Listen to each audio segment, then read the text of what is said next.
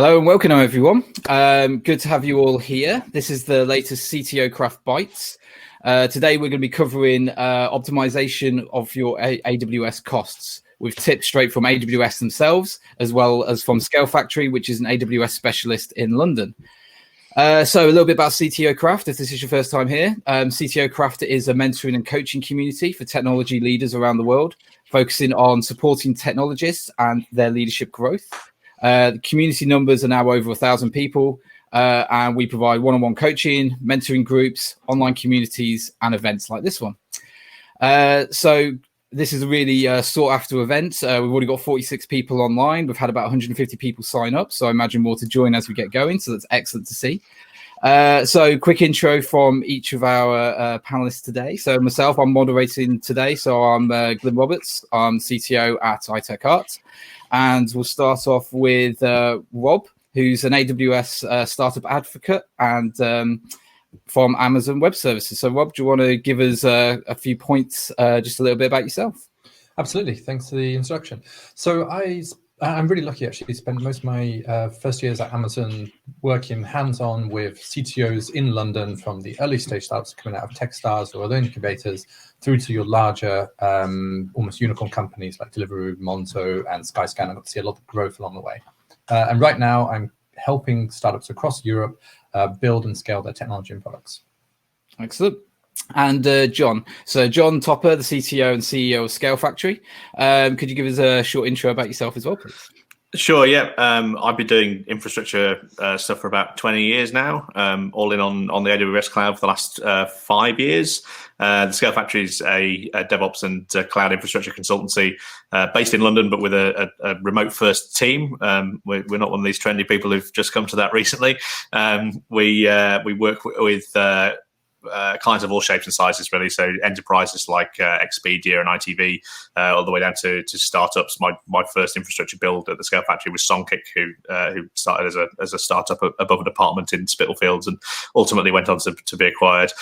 We've worked across a range of different business sectors as well. So media, e-commerce, fintech, pharmaceuticals. So we have a range of experience across all market sectors, really. Excellent. Well, great to have you two here. I'm really looking forward to this talk. So cutting costs at the moment are the front of everyone's mind. Saving money on unused or less optimal setup cloud hosting can offer great reductions to your monthly costs and really save businesses in times like these. We'll save time at the end for everyone in the audience to ask their own questions, which I'll supply to the guys. So feel free on the right-hand side where it says say something nice to add your questions in there as we go. And we'll go through as many as we can do at the end of the initial presentation. So let's talk about optimizing AWS costs. To start with then, we'll start with John. What are the most common issues you normally see when looking at an existing AWS setup? Sure. One of the things that we do as a consultancy is review of existing infrastructure. We're part of Amazon's Well-Architected framework, so we've seen a lot of unique workloads over the last few years. Generally speaking, cost isn't the thing that most people have trouble with sort of early on, but cost later comes up when things like credit funding from startup programs and stuff run out, or as you're sort of transitioning your startup into a kind of trying to get more profitable. And the things that we see in those circumstances are often development environments that still have stuff in that aren't being used. So things that have been stood up as experiments and haven't ever been torn down. We did some work with one client who had about 3 or 4 Elasticsearch clusters that were costing them $5,000 a month each, that they hadn't used. There was no data in there at all, and we were able to save money almost immediately by turning those off.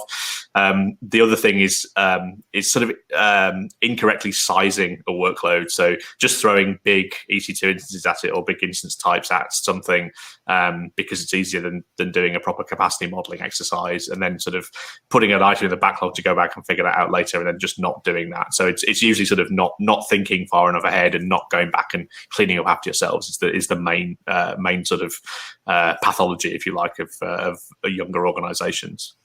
Great.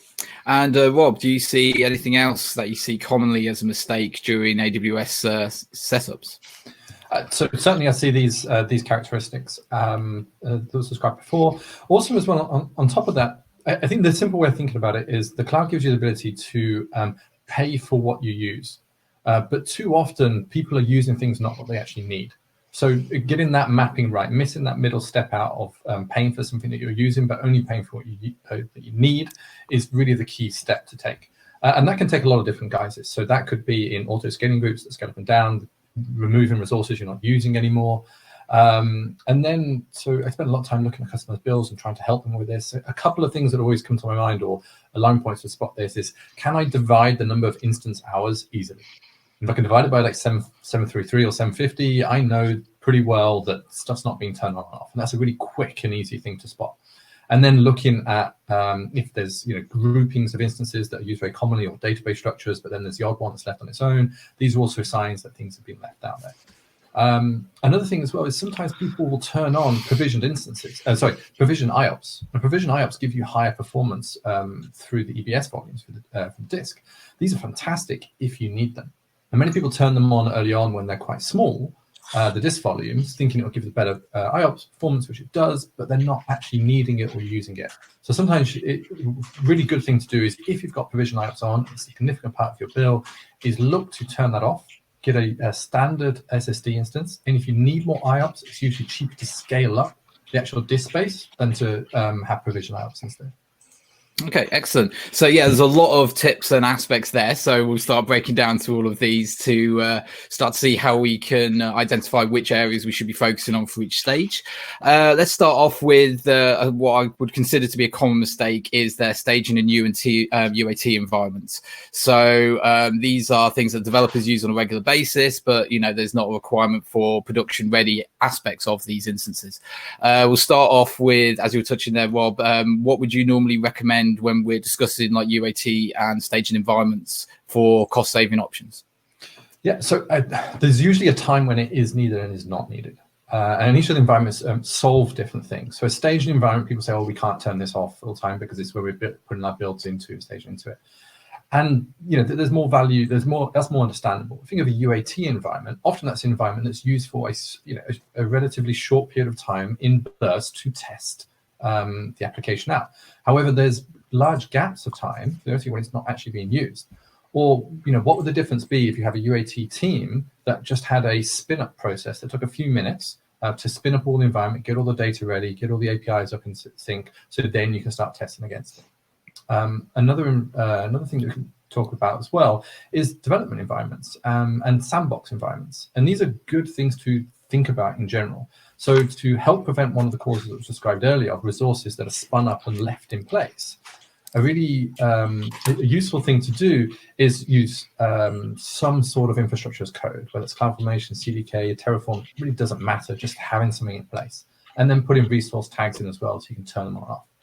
But sometimes developers just want to experiment, try things out, and you don't want to slow that particular piece of innovation down.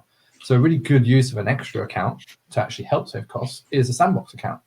And this is where you tend to give people a bit of freedom into spinning up instances, trying things out. You probably limit the sizes because you shouldn't really have large instances in a development or experimentation account, but perhaps they get killed at the end of the day, the week, the month. So there's this very short window that you're exposing yourself to. Okay, great. When you mentioned a sandbox account, were you talking about organization separation within AWS console or a completely dedicated new AWS account? Well, obviously you can do it as manage the billing from a master account against it. With organizations and separate billing accounts, they can either be managed from a billing perspective or you can have permissions go across them. It doesn't really matter. So whichever way you would like to do it is the kind of answer to that one. Okay, great. And John, do you have any other tips or recommendations when it comes to development or staging environments for optimizations? I think Rob's covered most of that, to be honest. Definitely the sort of pilot-like model where you tear down parts of your kind of development and staging environments overnight or over weekends when they're not being used is a very sensible thing to do. We've also touched on the use of separate accounts. I think one of the benefits of splitting up your your environments across Amazon accounts is that you can then identify very quickly where cost is coming from. If all your test and staging and UAT stuff is in the same AWS account as your production workload, and you haven't tagged anything, then it's going to be unclear exactly where that spend's going. There are obvious security and sort of operational blast radius considerations to splitting things across accounts too as well. If you're not doing that, that's one of the things that we would usually recommend off the back of a review, is to migrate things into their own accounts on a per environment basis, and provide a per developer sandbox account, as Rob suggested, so that you can track individual spend on a per account basis. Makes life a bit easier. Excellent. And that would help with security as well, of course, because you're just allocating resources each way. Okay, great. So for you, John, then, so essentially this is always one that I always struggle with. How do you identify appropriate sizing of your compute in production environments? What would be the process to see if you are actually setting things up for the right level? Sure. I mean, so this is often difficult for sort of startups early on in their journey, because they don't really know what to expect. There's a lot of uncertainty about traffic expectations and so forth. And I can count on every startup CTO that I've spoken to about their demand has shown me a ridiculous hockey stick graph and said, we're going to do this, which is obviously not generally accurate. So really, the thing is about modeling. Really, so have a think about what does your general usage patterns look like? Can you build load testing scripts to exercise your infrastructure at that level, and then do some science, right? Do some proper actual kind of numbers-based engineering, where you throw some of that traffic at your platform, use the metrics that you're gathering from the monitoring that you've set up properly, which is another thing that people often sort of skip out on, and use that to right-size those instances. People who are doing this less well, which is to say almost everyone, either sort of throw cheap instances at the problem and then kind of make them bigger every time things blow up, or throw enormous instances at the problem and sort of defer having to think about scaling until they find the problem later. But load testing will uncover things that can't just be solved through throwing capacity at the problem. So things like database deadlocking and bottlenecks and those sorts of issues. So really, we advocate for a proper operational readiness period of time where you can load test against the traffic you're expecting to see, and scale up accordingly, with a good understanding of what is the best instance size to use. Yeah, absolutely. I mean, quite often I've taken the consideration of, if we need more capacity, I'll throw money at it, throw extra resources, and it'll just bigger instances, it'll handle it until we need to worry about scaling. And that's a reasonable approach. Like, I think it's often a good thing to do that, rather than spending the engineering hours that might actually be more expensive on solving the problem properly. But sometimes there are problems that you can't just solve by throwing additional tin at it, and that's where you need to get more scientific around it. Sure. Rob, anything to add on how do you appropriately size your compute? Yeah, certainly. Also, I'm kind of reminded of when I was a developer and I spent a significant amount of time optimizing a loop. That was not run very often. So, definitely having a good awareness of what your value of time is super important. So often at the beginning, it may not be the wrong thing to do, just to put an amount of compute against a particular application or endpoint and see how it goes. As you start scaling, or if you start increase the number of instances, that's probably the time you should start looking and thinking about it. And then, the way that you approach that can be pretty nuanced. I think you described a lot of it, but it goes even further as well. So if you think about in containers, there's kind of interesting sizing characteristics that happen there, because you get the size of the instance, but then you also have the size of the container itself. And if you do not size correctly the size of the containers, then you'll end up filling up your instances, and you won't have anywhere to allocate and place your containers into it. So sometimes people will try and almost scale horizontally, let's say too quickly. And what I mean by that is, if you have a JVM, there's quite a big footprint that comes with that. So to have a JV up and running, you need a significant amount of RAM, and that's probably going to be a constraining factor on an instance. So if you've got an instance without that much RAM, and you're trying to add as many containers as quickly as possible, you're probably not going to be very efficient on the CPU side of things. Then if you go almost the opposite end of the spectrum and think about Go, you tend to be CPU constrained. The memory is very efficient, so the amount of memory used is going to be really low. So then you're going to run out of CPU. So having an idea of where that sits. But the thing is, sometimes people do not actually size the instances correctly. So I would say if you've got a container, you've sized it at 1 CPU and 4 gig of RAM, that doesn't sound like you've gone through much of the maths or the science that's been described earlier. So really kind of run different tests and see what is a good sizing increment or scaling increment. The smaller that is, the more granular and efficient you are with scaling. But sometimes if you go too small, you're actually going to be inefficient with the amount of baseline resource you need to run something. So definitely take that into account as well. Okay, great. And Rob, also when it comes to like EC2 instance types, every time I come back to AWS, there's always a load more been added. What would be your advice here? Because obviously you've got your T2 as your general, but there's a lot of specialized ones there. How do you help identify if you should be using a different type of instance type? Yeah, so a little bit how I mentioned earlier, if you know what your constraining factor is, so if it's RAM, if it's CPU, it could be disk I/O. These are the things to look at. So if you're running out of CPU faster than you're running out of memory, then consider the CPU optimized instances. This will go a long way to that. So if you've got a clear constraining factor, that's a good baseline to think about. When you run containers, sometimes if you have very mixed different container workloads, that constraining factor might not be so obvious, because they actually balance each other out, at least to some degree. So then, kind of an M instance is a great place to start. And then thinking about when to use the M's and the T's, that's kind of a difficult sort of equation to think of sometimes. But definitely think about how much of that CPU credits that you're using, and there'll be a tipping point where it just makes sense to run it on a dedicated piece of compute. And also as well, the AMD instances that got released. So if you've got software that can basically is a runtime software like JavaScript or Python, or you can compile it against the AMD architecture, then you can take advantage of the C5As and the M5As and run that same program with a same workload with a discount, basically because the instance is slightly cheaper to run as well. Okay, great. John, anything out for that one? Yeah, so there's your question there is almost identical to one of the questions on the well-architected framework in the performance section, which is how do you select your compute solution, and more or less what Rob's described is sort of the way to go about doing that. I think the thing that we see when we meet customers and talk to them about what they're doing and how they're choosing things, the biggest problem really is that there is a lot of choice, and it's not always clear. That people don't often spend the time that they need to spend looking at those different choices and understanding the different trade-offs. For example, a lot of businesses, when the T2 instances were first available, were using those for pretty much everything. And the T2 instance is used, but designed really for bursty workloads. So if you get a period of time where you need quite a lot of compute, and then most of the time you have a background of not very much, T2 instances are great. But they, if your compute workload is consistently sort of moderate to high, then you drain the T2 instance of its compute tokens essentially, and everything slows down and gets really confusing, and nobody really knows that that's how that works. So they're looking at the pricing, going, oh, T2, that was pretty cheap, let's use that. Really, there's a lot of nuance in how you select those things, and becoming familiar with the ecosystem by reading the docs.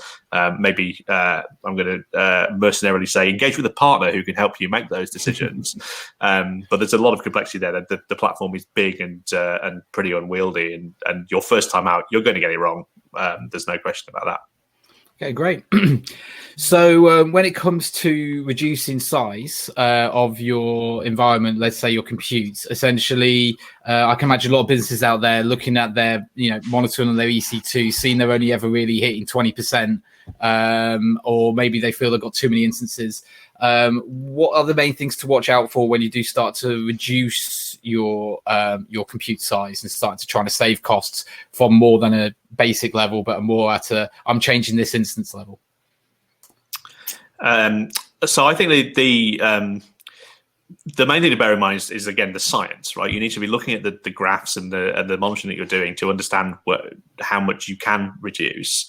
When we talk about sort of reducing size, I prefer to think of it as right sizing. It's not sort of you're not necessarily removing resources that were being used. What you're doing is tuning your use of resources to fit the workload that you actually have.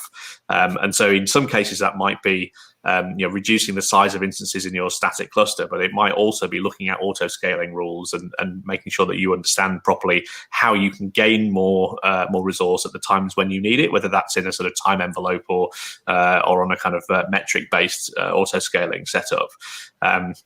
But the science is important, and the load test that you've built when you're doing this early on will help you figure out what you can reduce, and the metrics that you're monitoring after you make those changes will inform you whether or not you've done a good job. You need to be defining things like your service level objectives around performance and availability, so that you can measure those as you make those changes. And as long as you've got a good understanding of your requirements as far as those performance levels are concerned, service levels are concerned, then you stand a good chance of making the right decisions with the data that you've got. Okay, great. And Rob, anything to add for that? I think more than anything, it's actually a bit of an anecdote. When I was working with some customers that wanted to cost optimize what they had, they were quite insistent that there was a good usage in there. So we had a look through the CloudWatch logs, which I really encourage you to look at, and had a look at the CPU usage over time. And there was far less usage than expected. They had a pretty large instance size. I don't remember off the top of my head. So they kind of calculated very quickly that actually we could drop from almost one of the larger instances to like the second smallest one, and according to this graph, we're going to be completely fine. And this would save us a significant amount of money almost straight away. And I think it's a better approach to take it as a step down. So instead of scaling down from like a 16x large to a 2x large, just do that step one at a time. Go from a 16 to an 8 to a 4 to a 2. It might seem like you definitely can go to that step. It might seem like an obvious thing to say, but reducing down one step at a time, running it for a period of time, you'll just make sure that there's no adverse effects of your application running at slightly lower CPU or expected like this as well.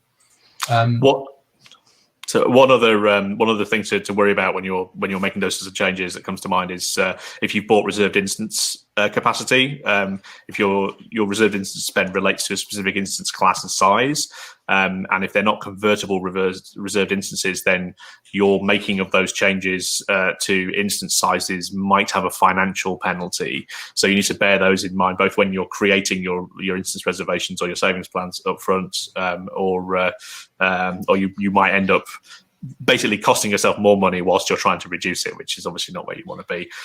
Those sorts of savings plans, reserved instance spends really need to be taken sort of after you've seen a baseline level of operation for a period of time and you're happy that you've done the right sizing that you need to do before you commit to a certain period of spend on those instance types. Sure. Yeah, I'd wholeheartedly agree with that. I think reserved instances are fantastic. They are, if you like, a billing approach to this. So if someone with a non-technical background comes to you and say, how do you reduce costs? It's going to be that approach. For a technical background, there's things that you can do first and apply that afterwards. If you are concerned about that, I definitely reach out to account managers and see what sort of flexibility, if there is any, what other things can be done. And if you are sort of locked in, there's nothing you can do to change, that's where containers can potentially help. If you can Dockerize things and you can make use of the remaining reserved instance capacity that you have inside that contract, then you can, it doesn't have to be that particular, the instance can be used for many different things. Okay, excellent. And yeah, when it comes to reserved instances, I've always been concerned about exactly that, committing to 1 year, 3 years. So Rob, I think AWS also offer you the ability to still go up within the same instance type, without being penalized for the fact of the reserved instances. Am I correct with that? There's definitely now a lot more flexibility that's on offer to you when it comes to reserving an instance. So I think of it like this. I do not know what I'm doing in 3 years' time. I think that's a very difficult thing for someone working a startup to know what they're not doing in 3 years' time. If anything, probably that bit of the system that you created in a weekend that ties a few things together, that's probably going to be the thing that lives for 3 years. The core application you're working on, you're going to recreate that and change it and be working on it continuously. So, I would try and put as much flexibility you can into that choice. So typically there's a scale. The more flexible it is, the slightly lower the savings there'll be. The more rigid there is, the higher the savings there are. And it can be tempting to go for the highest amount, and understandably so, but flexibility is so important when you're moving really quick and you're not too sure what direction you're going in, and there's new services releases. It might not just be a new instance type that you're interested in. It might be that there is a new product by another customer, or a new service by AWS that actually you could start using and remove the need for significant amount of compute. So try and think of it a little more holistically than grabbing the largest discount available on the instances. Absolutely. Okay, and AWS have got a new service called the Compute Savings Plan as well, don't they? John, essentially, do you want to just give a little bit of explanation of that? I don't know too much about that yet. Sure. Yeah. So savings plan is a little like instance reservation in terms of its mechanics, if you're familiar with that, where you are basically trading off longer term commitment against cost. So you have either an upfront payment or a no upfront payment for that commitment, and then you get a reduced monthly spend as a result of that. And these exist so that AWS can predict capacity and so forth. So it's sort of in their favor. It helps them out for you to be able to make those commitments, so they can make sure that resource is available to you. The main difference between a savings plan and the reserved instances is that the savings plan, it's more straightforward. Like you can the bits of it in the console are a bit easier to understand. It also allows you to, if you're talking about compute saving plans, reserve capacity on things like Fargate as well. And a compute saving plan isn't tied to a particular type of instance. Compute saving plan is a commitment to use a certain amount of compute. And so it's sort of fungible between your different compute services and across different instance types. As a result, the saving is slightly less than if you use an EC2 instance saving plan, which is specific to an instance class. But you're basically trading off cost against flexibility. And that's all these things are really. The reserved instances savings plans are hedging sort of commitment against cost, and you shouldn't look at it only as a way of saving money, because to do that, as Rob says, you might end up choosing the thing that saves you the most but actually gives you the least flexibility when you need it. The other thing to bear in mind with savings plans and reserved instances is that if you're running a workload that is quite bursty, so maybe you're a Just Eat or some kind of organization like that, where you have a very significant amount of traffic in a short time window, and then that goes away, or maybe you're an e-commerce vendor with a busy Black Friday and Boxing Day sales season. What you're doing by reserving capacity is making sure that when you need to scale up into that capacity, it exists for you. You are potentially at risk if you don't reserve capacity that you need for auto scaling into. If everybody else in that availability zone suddenly needs capacity at the same time as you, and you haven't reserved it, you might not get it. And that doesn't happen often, but there is a risk that would be the case. Oh, okay, cool. And Rob, anything to add with the savings plan offering? I think it actually, unfortunately, more just to echo rather than add something. The ability to be able to apply the same savings against a broader range of services, in particular Fargate and Lambda, is super important. And then it kind of leads on to the way to think about Fargate and the way to think about ECS. And again, people often kind of wonder, should I be using Fargate for all my workloads or ECS for all my workloads? And as always, there's a more nuanced answer than one or the other. And I wouldn't say this is a complete definitive answer because it fits in like a sentence. But if you're running bursty workloads or something asynchronously that you want to scale up quickly, then Fargate's going to be a really good option for you from a cache saving point of view. It also removes the need for you to think about that scaling aspect. But if you've got a baseline workload that you're always running, you can get better efficiency from a cost point of view, certainly, if you're doing it yourself on site ECS. So just as a kind of data point, because we haven't really talked about specific savings, the savings plan, EC2 savings plan, you can get up to 72% savings with the sort of maximum commitment. With the compute savings plan, that's more like 66%. And one bit of research I found here that sort of looked at average savings over a 3-year period, you might expect to save about 58% against your EC2 instance saving plan, which is about the same as an average reserved instance saving, or 51 against a compute savings plan. So there's not a huge amount in it on average, and given that the compute saving plan is more flexible, that's probably where I would start looking. But to reiterate, don't be looking at savings plans only as a way of saving money. Look at savings plans when you are a bit clearer what your needs are going to be, and trade that off. You can always buy small amounts of reserved capacity to begin with, and then ramp that up. You don't have to reserve all of your usage at once. With some customers we've worked with a newer workload, we'll recommend that if they want to save a bit of money, they can maybe sort of reserve their workload baseline, and then maybe come back to it later and reserve more capacity if their usage increases, or they want to save a bit more money, or they're a bit less cash flow constrained, where paying a large amount of money now to save money in future is a good idea. And I think startups often going through funding cycles. If you are going out to do a raise, do think about putting some budget aside for capacity reservation in your sort of B, C, and D rounds, so that you then have an understanding that you will probably put some of that money to a savings plan when it becomes available. Okay, great. And as we are talking about savings against your compute, essentially Spot instances exist which give you fantastic savings. Rob, what would be your concerns around utilizing Spot instances?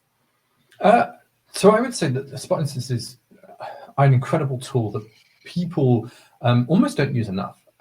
There were some concerns before about instances going away, not being able to get availability, and a lot of them are either mitigated by having good architectural patterns in place, or by some of the not actually so recent changes, but some of the changes that have gone into the Spot market that make it more stable.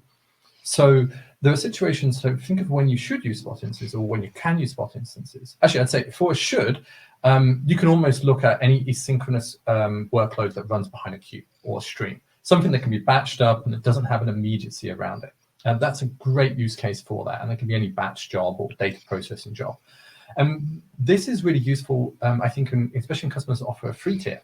So often it may be that you're, let's take the fictional scenario, processing a large data file. And as part of the free tier, you commit to giving it within a longer time frame than if you're paid. That allows you to say, okay, we have the on-demand price, but we economically, or this is only really economic for us if we get it for 50% of the on-demand price. That allows you to set that bid at that price and then wait for a period of time. You may have some sort of fallback to say, actually, if it does go over our SLA, then we will run it on demand. But that's an awesome way of thinking about this particular process. I think then where it becomes more problematic is where the workloads are more stateful. And this is where, trying to understand how your architecture will respond to failure, how quickly can it spin up instances in space is super important. And there's a couple of techniques that can be really useful for this. I often see people blending together, even request response patterns, a mixture of Spot and on-demand.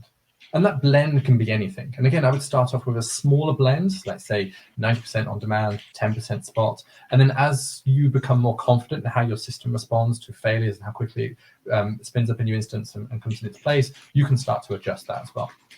I would also put a circuit breaker auto-scaling group in, as in if all the Spot instances suddenly disappear, highly unlikely, especially, well, that is possible if you've got a quite tight privilege range and only one instance family type per availability zone. But if you follow the best practices and spread out, that'll be reduced. And the circuit breaker then would be, if everything's just disappeered, you're just going to try and grab as much on-demand capacity as possible. Another really useful tool to look at, is Spot Inst. They're a startup company that help manage a lot of this for you and more. And they then just take a percentage of the savings.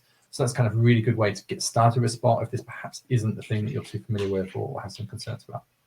Okay, great. Okay, because I know we're running out of time quite quickly before getting the audience questions, so I'll just start nailing through some more. Essentially, when it comes to storage, John, what are the most common issues that you normally see? People don't delete things. People don't delete data that they don't need anymore. Businesses are often kind of very tied up on the idea that all their data probably has value, maybe in future, one day perhaps, and so they tend to hang on to stuff they don't really need. If you're a sort of in a compliance regime, then that might be true of your logs for security and compliance purposes. But a lot of the time, your data may not be be necessary, and you can age it out. If you're building software to put data in a database or stick it in storage, one of the stories that you should probably add to those particular parts of development is how do we clean this up? How do we janitorize this? In the old days, it used to be sysadmin would go in and delete things when disks filled up, and they do that kind of fairly willy-nilly. These big things can go. Now, obviously, S3 is functionally infinite, and so you're going to end up in a position where you're just ending up spending a lot of money keeping data around that you don't really need. And what would the solutions be? Other solutions be to trying to keep your storage costs down? I think so. On top of this, I would say using the correct data store. So often people will store logs inside a SQL database, and that might be okay at the beginning, but if your logs start growing or over a couple of years, that's going to be really inefficient use of that store. So make sure you're aware of that. And then also think about how the value of your data changes over time. So if you've got a chat application, having your most recent chat in a very fast data store like DynamoDB makes sense. But if I want to go scroll back to like 2 years ago in my chat, I don't need that speed and performance, and that cost that also goes with it. So then think about using other data sources for that, like S3. Okay, great. And what is S3 intelligent tiering? It's something quite new, I think, isn't it? Yeah, it's S3 has different pricing models depending on how often you think you're going to access versus the storage cost versus the amount of copies that are created. And that's often quite a difficult thing for people to figure out. And also within a single bucket, there might be different data that needs to be at different tiers. So what S3 intelligent tiering does is it makes that distinction for you. So it'll run a process over the top of your data and go, hey, this piece of data or these sets of data would be better stored in the infrequently accessed. What that means is the storage is slightly cheaper, but the request is slightly more expensive.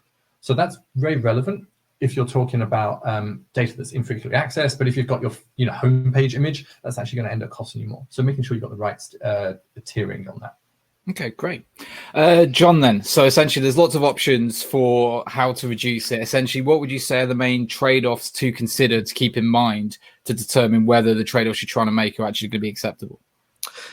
So in part, we've covered a bit of that with the reserved instance stuff. So trading off flexibility against long-term cost.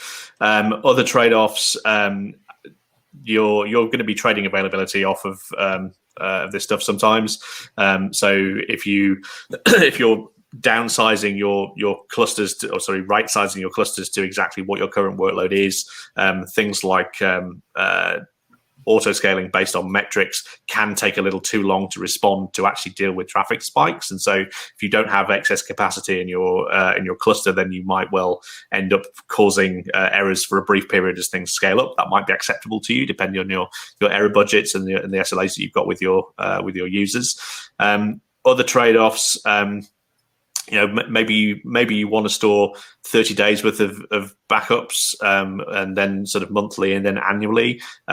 You could trade off longevity of backup against cost by only keeping 7 days, say, instead of 30.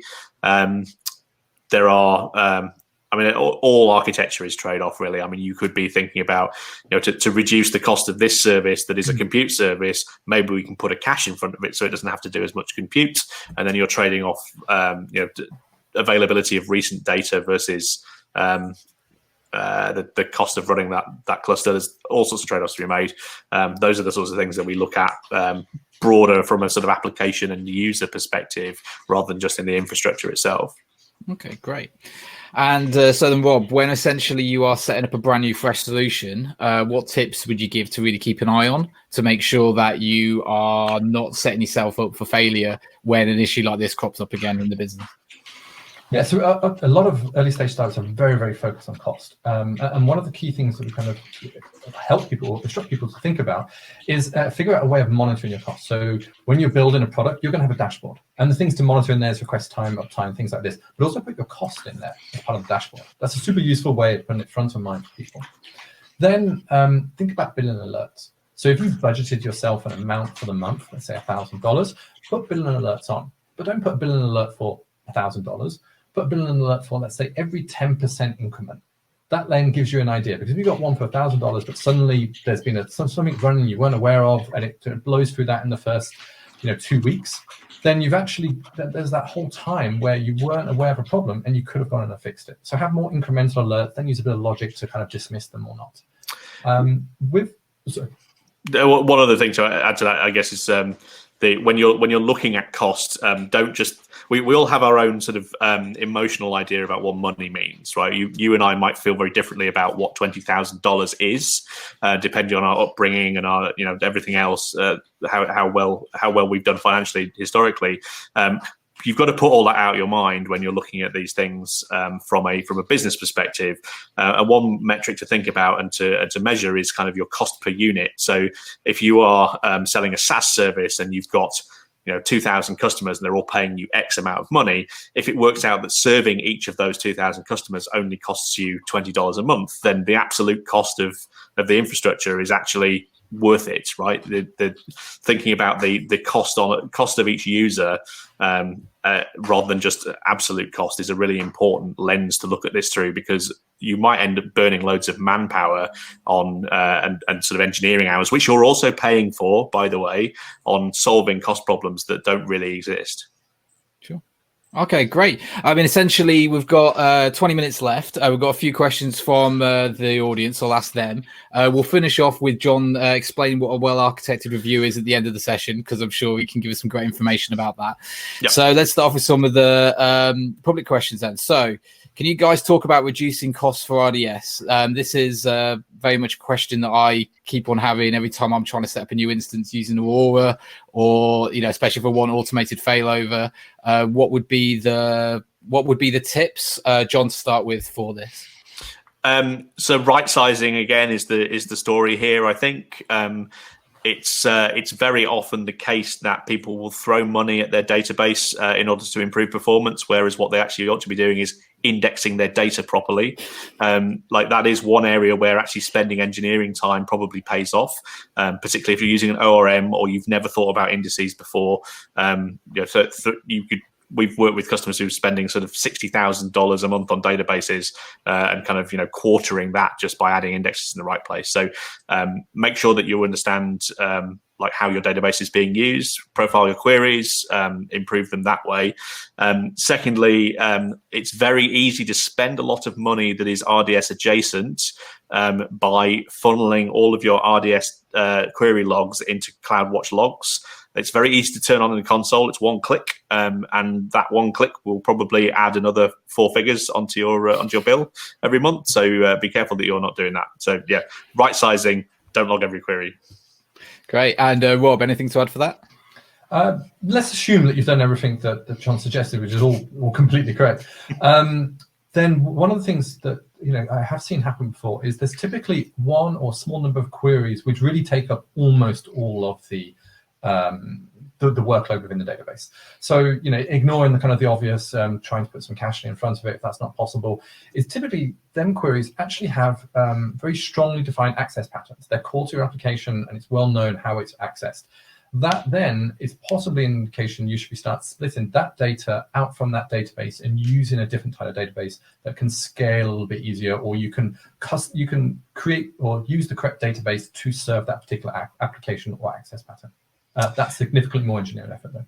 One other small tip that came up when I asked my team about some of these questions earlier on, we've seen, so if you're using traditional RDS, and this may be solved now, but it wasn't fairly recently, if you scale up your RDS storage because you're expecting a lot of traffic and you're trying to solve that problem, and you maybe do something that clears out a lot of old data, scaling back in that storage is actually not possible to achieve without doing a MySQL dump or a Postgres dump out into a fresh database that's been resized. So it may well be that once you've cleared out data that you don't need, the only way of reclaiming some cost is by managing storage that way.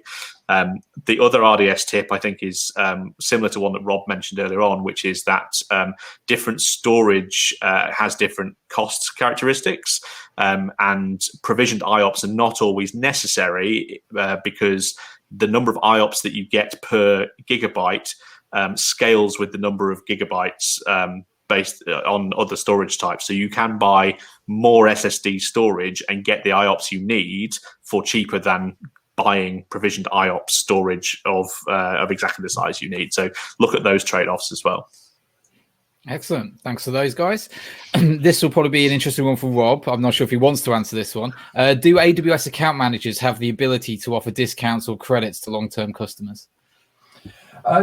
This is definitely a case-by-case basis, and speak to your AWS account managers. I would love to say they could do everything, and that would then be their problem. But I think trying to explain to them the need and why it's there, and it may not be they'll be able to help you with that particular aspect, but it's a very resourceful company, and the account managers that work with startups are really passionate about the customers that they work with. Like, genuinely, that's what makes it kind of really interesting to work with them. So they will look to try and find you a solution of some description. So I'd really encourage you to reach out, and we'll see what we can do. It's definitely worth talking to your account manager if you're doing a lot of S3 storage, if you're doing a lot of network bandwidth, if you're doing a lot of CloudFront transits. Those are all areas where we've seen negotiation happen, and often there are savings available for that. Okay, thank you for that. So probably a good one for John. Can you give examples of where you've seen cost savings driven by re-architecting of applications or systems? So a good example, I guess, is looking at the distinction between compute running on EC2 and compute running in Lambda. So the serverless. So serverless is a bit of a contentious word because it means a lot of things for a lot of people. In the Amazon world, it sort of seems to mean things for which you don't have to run an operating system yourself. But there's also an amount of this which is about the billing characteristics, so the pay-as-you-go characteristics. So we've always pay-as-you-go for EC2 instances, but that might have been by instance hour, for example. Lambda, you're paying for millisecond execution time. And so if you can rethink your application such that some of it is run as Lambdas, then you could potentially reduce your costs pretty significantly because you don't have a monolithic application sat running 24/7, even when you don't have any requests to serve. Now, this isn't a catch-all. You can't take every application and go and do that. If you have a consistent level of traffic all the time, it can still be cheaper to do this with either EC2 instances or containers. But if you can think about your problem in terms of short-lived Lambda invocations, then your cost per transaction could be vastly reduced.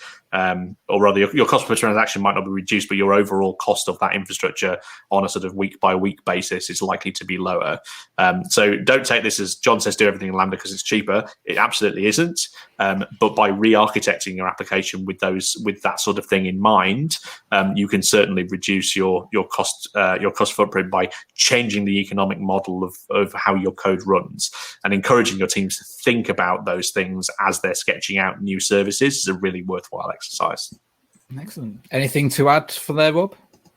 I think one of the situations where I've seen that have a particularly big impact is low traffic applications. Think of like an admin console. So it might not be the thing that's costing you the most money, but it is often the thing you have the biggest saving on. So yeah, definitely thinking about that as part of the problem. And then try to think just as wide as you can about the problem. The engineering time is spent building and coding. The less of that you can do and the more other tools and services you can use, that's super useful, especially in the experimentation phase where you're not even that sure. And as things grow, you'll either grow and you'll use these services as you go on, or these products as you go on, or you'll think this is so core to our business, we'll rebuild it sometime in the future. But kind of pay that cost when you need to, not at the beginning. Excellent. Okay, then, so we've got 2 questions left off the group so far. How do you pick the right database size if you sometimes need to move huge amounts of data? So, John, do you want to start with that one? Yeah, well, I guess the right answer to that is probably to look at databases like Aurora, where your capacity is entirely elastic and you're only paying for the stuff that you've used. So if you're using traditional MySQL RDS, you need to grow your volume as you add data, and shrinking it again is difficult. But if you're using Aurora, then you're only going to be billed for the extents that you're using on that storage system. Okay, great. Rob, anything to add? It's a little bit difficult to answer without more information, but I definitely love to kind of think more about it from so what is the process you're trying to do? Is there an ETL task that can do this? Like, is there a job that can be spun up that kind of manages this process, then the end result is put somewhere else, or can you have a temporary database that solves this for you? These are the things I'd encourage you to kind of think about. And again, if you've got an account manager, reach out to them and spend some time with a solution architect, and they'll kind of help you with that as well. Excellent. Or partners, of course. Cool.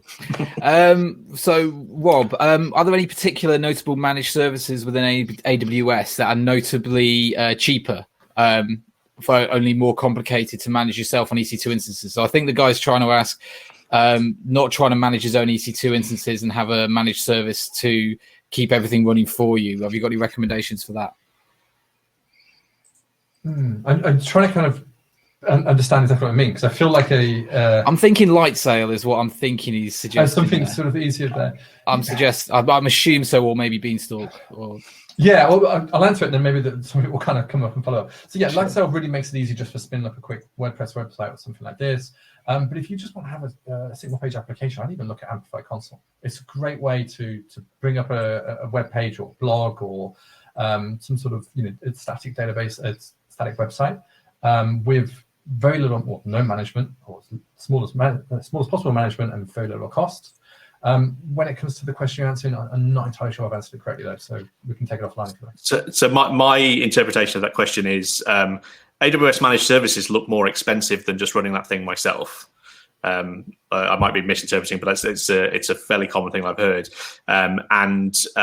Yes, that might appear true if all you're comparing is the infrastructural components. We used to run Elasticsearch clusters for customers to put their log data into, and we now use the Amazon Managed Elasticsearch service. The Amazon Managed Elasticsearch service in compute terms is more expensive than running EC2 instances with Elasticsearch running on them.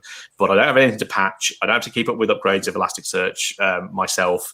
I'm not managing Elasticsearch. That's taken care of by the platform. So don't think about cost comparison just on an infrastructure by infrastructure basis. You've got to look at the total cost of ownership of those things and compare it with your manpower costs. It's easy for businesses to think of the manpower that they're paying for every month as not included in their operational costs for infrastructure. That's a very short-sighted way of thinking about it. Your personnel are the most expensive things in your organization. Throwing a few £100 at Amazon to save weeks and weeks of development and engineering time and janitorial overheads is worth doing. So think about it holistically. Excellent. Okay, and the last question from the audience. We'll start off with Rob. Any tips for running EKS cost efficiently beyond what's already been discussed?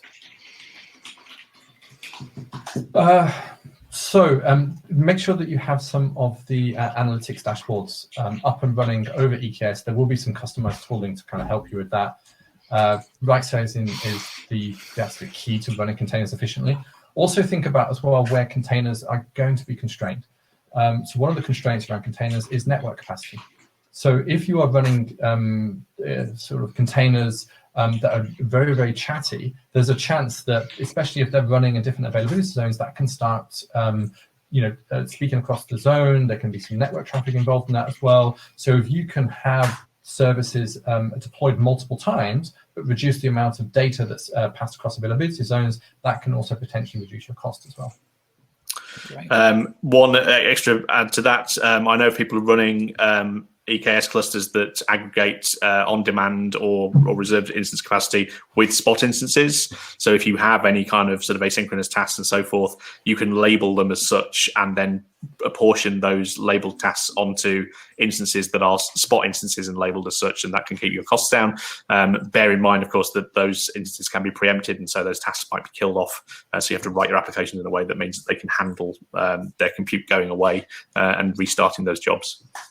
Yeah, there's a couple of modifiers in Kubernetes. I think traits, and there's another one as well that kind of help you balance the amount of weight you put in the compute. Okay, excellent. So then, as we're coming near the end, John, do you want to give us an explanation of what a well-architected review is and what the benefits of that would be? Because I think that's very relevant to this topic. Sure. Yeah, I've mentioned it a couple of times.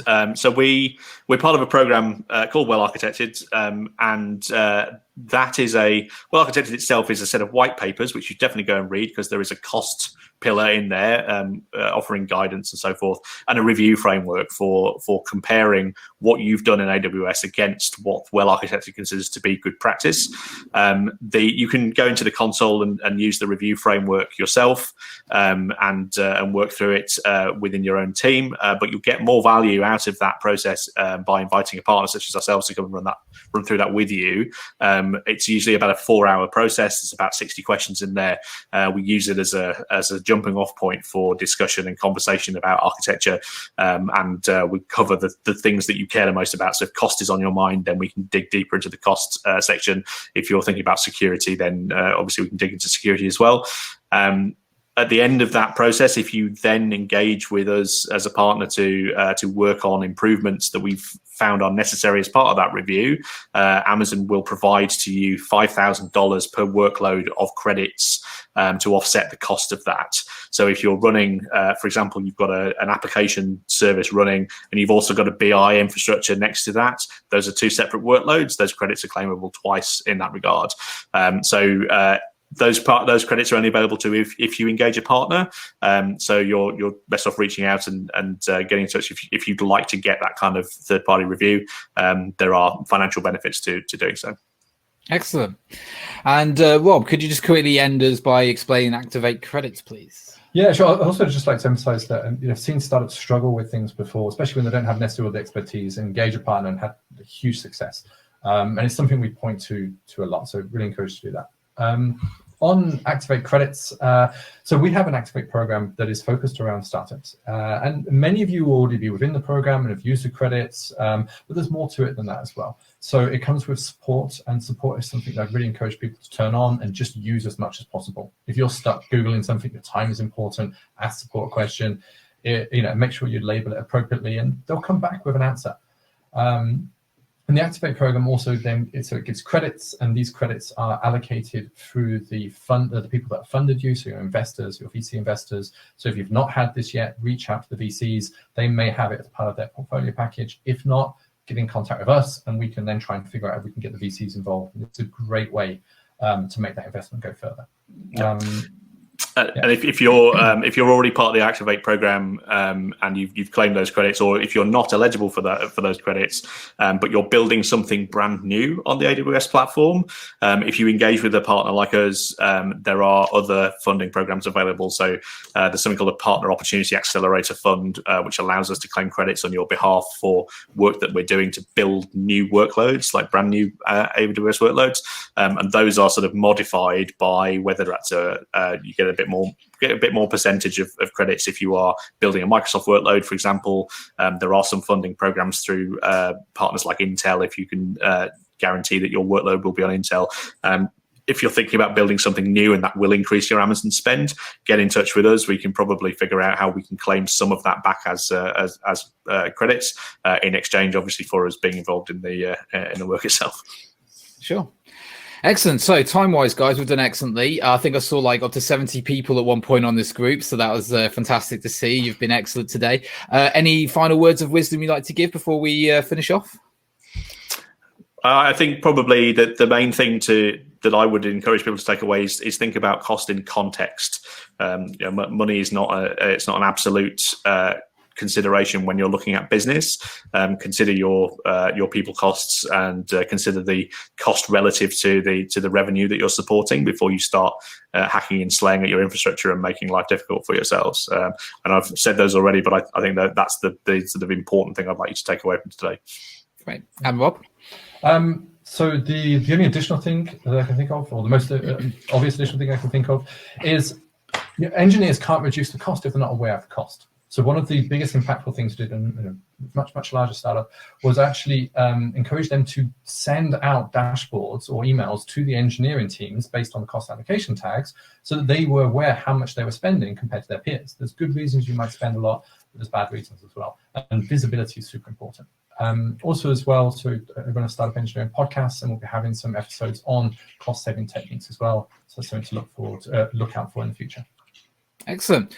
Well, thank you, John Topper, CTO, CEO at Scale Factory. Thank you, Rob DeFeo, AWS Startup Advocate at AWS. Thank you all for joining us. This is CTO Craft Bytes. We're going to be running these pretty much almost every week. So please keep an eye on the Eventbrite inside our channel group on CTO Craft and on Meetup. Love to see you here again. And thank you all for your time. Thanks. Have a great afternoon, guys. Thank you. Cheers. Bye.